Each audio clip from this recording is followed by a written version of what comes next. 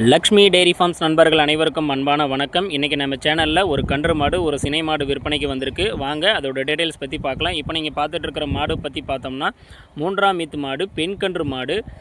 மாடு வந்து சுழி சுத்தம் கொன்ற மாடு, நல்ல மேய்ச்சல் முறையில் வளர்க்கப்பட்ட மாடு. தண்ணி தீவனத்துக்கு எந்த ஒரு பிரச்சனையும் இருக்காது. குழந்தைகள், பெண்கள், பெரியவங்க என யார் வேணாலும் பிடிச்சிக்கலாம். கறவை கறந்துக்கலாம். கறவைக்கு வந்து கால் அணைக்க வேண்டிய அவசியம் இருக்காது. இந்த மாடு வந்து பெண் கன்று மாடாக இருக்கிறதுனால உங்களுக்கு 2 முதலாகும்.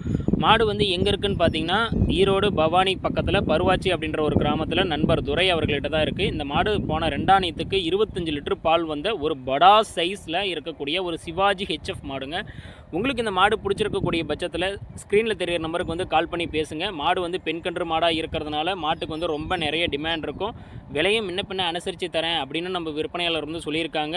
நீங்கள் வந்து உங்களுக்கு இந்த மாடு பிடிச்சிருக்கக்கூடிய பட்சத்தில் ஸ்க்ரீனில் தெரிகிற நம்பருக்கு கால் பண்ணி பேசி விலையை கேட்டு அனுசரித்து வாங்கிக்கோங்க. கண்டிப்பாக மிஸ் பண்ணிடாதீங்க. பெண் கன்று மாடு. மாடு வந்து சிவாஜி ஹெச்எஃப். கன்றுக்குட்டி வந்து ஹெச்எஃப் கன்றுக்குட்டியாக நல்ல வாட்ட சாட்டமாக போட்டிருக்கு. மாடு நல்ல பெரிய சைஸில் இருக்கக்கூடிய ஒரு படா சைஸில் இருக்கக்கூடிய ஒரு சிவாஜி ஹெச்எஃப் மாடுங்க. மாட்டை வந்து மிஸ் பண்ணிடாதீங்க.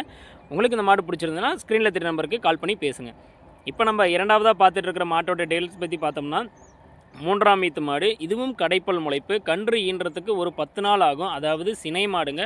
குழந்தைகள், பெண்கள், பெரியவங்க என யார் வேணாலும் பிடிச்சிக்கலாம். கறவை கறந்துக்கலாம். மாடு ரொம்ப பெரிய சைஸில் இருக்கக்கூடிய ஒரு 3ஆம் ஈத்து சினை மாடுங்க.